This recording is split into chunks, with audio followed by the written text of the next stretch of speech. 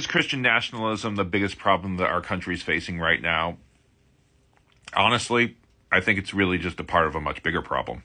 Here in Vermont, people tend to think of the state as being an enclave of progressive values, a place where fundamentalist Christianity doesn't really have a foothold, and honestly, that's not true at all. Over the past couple of decades, in fact, we've seen a rise in congregations that embrace fundamentalist values and promote a broader fundamentalist Christian nationalist type of agenda here in Vermont. And religion really is only a part of the way in which this movement of fundamentalism is trying to build a foothold, not just in a state like Vermont, but all over the nation.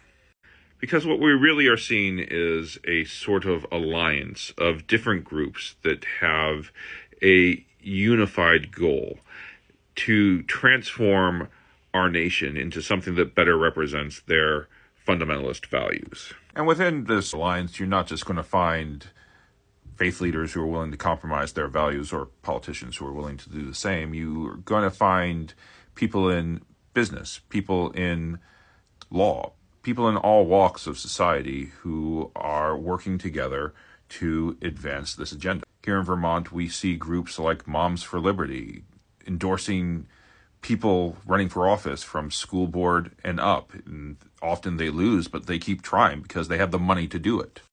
Or you find conservative legal groups taking up religious cases or social cases over and over and over within the state. And again, they don't often win, but they keep trying because they have the money to do it. There are conservative media groups that buy local papers here in the state, which has an overarching effect of getting the news focused on divisive talking points. Like, should CRT be taught in our classrooms? Is DEI destroying our workplaces?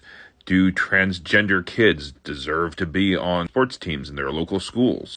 Should we be banning books that teach appropriate history?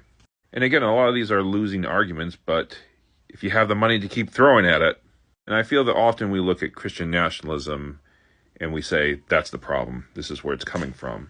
When really, I think that it's really just a part of a much larger team effort. You'll find that in these fundamentalist Christian nationalist churches, yeah, they're playing their part. They're getting people to show up to the school board meetings and make a fuss, to show up at rallies and make it so people can't ignore what they stand for. But you also have wealthy groups that are paying to have these fundamentalist pastors and their families come up to Vermont, show them the sights, and ask them if they want to start up a church here. And it feels to me that the goal behind this is to create a big enough stir here in Vermont that they can point to us and say, look, liberalism doesn't work in America. And as I listen and see how people are talking about the poverty and public safety crisis that we're having here in the state, it's hard for me to say that their efforts aren't working. And I don't really see an equal and opposite force pushing against that.